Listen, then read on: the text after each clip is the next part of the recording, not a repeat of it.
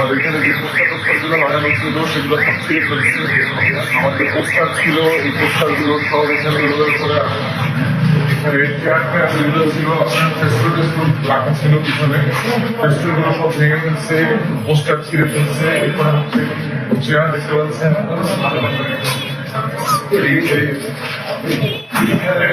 দেখতে পাচ্ছেন এদের চেয়ারের সাথে সব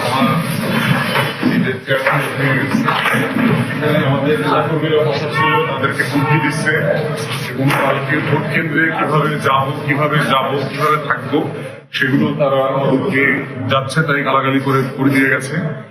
এবং এটা করেছে হচ্ছে এখানে বিএনপির যে পদপ্রার্থী আছে অ্যাডভোকেট জালালউদ্দিন সাহেব, ওনার সবচেয়ে বড় ডান হাত ক্রিমিনাল হিসেবে পরিচিত মাদকবাসী ইউনিয়নের একসময় চেয়ারম্যান ছিল, বিএনপির আহ্বায়ক, যাকে সবাই এলাকাতে মিচকে শয়তান হিসেবে চেনে আর কি।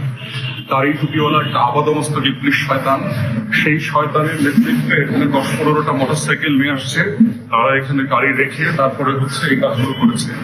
এই কাজের জন্য বিএনপির সন্ত্রাসীরা যেমন দায়ী, ঠিক একইভাবে দায় হচ্ছে প্রশাসনের।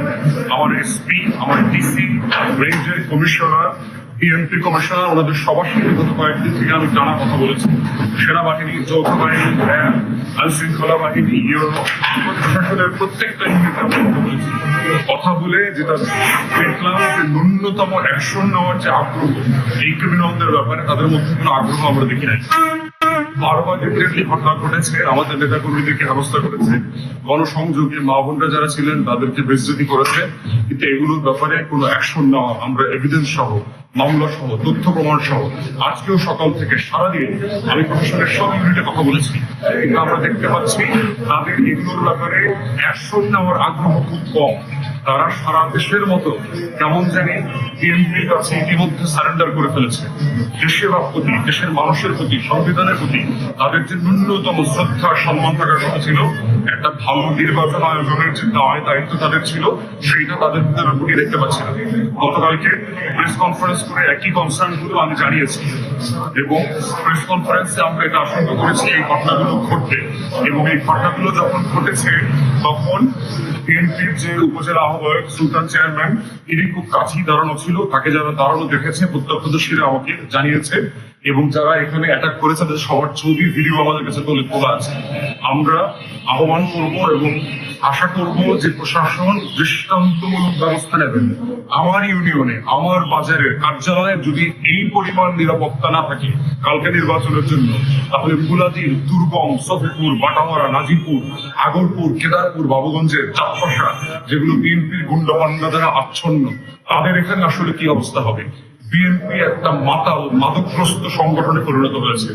তার সাথে কোনো ভালো মানুষ, ভদ্র মানুষ নাই এলাকা, সব গুন্ডা পান্ডা, বদমাশ, চাঁদাবাজ এবং মাদকাগ্রস্ত এই ক্রিমিনাল গ্যাং হচ্ছে বিএনপির পেজ এরিয়া হয়ে গেছে। আমরা বলবো, তারেক রহমানকে বলছি, যদি আপনি সত্যি দেশের নেতৃত্ব দিতে চান, মাথায় রাখবেন যে আপনাকে এই ক্রিমিনাল গুণ থেকে আপনাকে বের হয়ে আসতে হবে। আপনি যদি 31 দফার বাংলাদেশ চান, আপনাকে বদলাইতে হবে। আপনি যদি মনে করে থাকেন আপনি ক্ষমতায় যাবেন, আপনার ক্ষমতাকে কিন্তু আমরা চ্যালেঞ্জ করবো, এটা মনে রাখেন। বাংলাদেশ 24-এর আগের বাংলাদেশে ফিরবে না। আপনি যত বড় পাওয়ারফুল লোক হন, জনাব তারেক রহমান আপনাকে বলছি, হাসিনার থেকে পাওয়ারফুল আপনি কোনোদিন হইতে পারবেন না। অতএব আপনি আপনার দলের গুন্ডা পান্ডা বদমাশ ডিল করবেন, তা না হলে আমরা আমাদের এলাকাবাসী ঐক্যবদ্ধ বাংলাদেশ জোটকে সাথে এগুলো ডিল করবো, এবং এর পুরো দায় হচ্ছে আপনার দলের এবং স্থানীয় প্রশাসন থেকে শুরু করে নির্বাচন কমিশনের প্রত্যেকটা পর্যায়ে। তাদের ব্যর্থতা আমরা প্রত্যেক দিন দেখতে পাচ্ছি একটা ভালো নির্বাচন ওঠানোর জন্য। কালকে নির্বাচন হলে অথচ ভোটাররা আশ্বস্ত হতে পারছে না যে তারা ভয় ভীতি ছাড়া কেন্দ্রে যেতে পারবে। অতএব এর পুরো দায় প্রশাসন এবং তারেক রহমানের বিএনপিকে নিতে হবে। আমরা আশা করব দ্রুততম সময়ে এই ক্রিমিনাল গুন্ডাদেরকে গ্রেফতার করে রিটার্নিং অফিসার প্রমাণ করবেন, ডিসিএসপি প্রমাণ করবেন যে তারা আসলে একটা ভালো নির্বাচন করবার জন্য প্রস্তুত। ধন্যবাদ সবাইকে।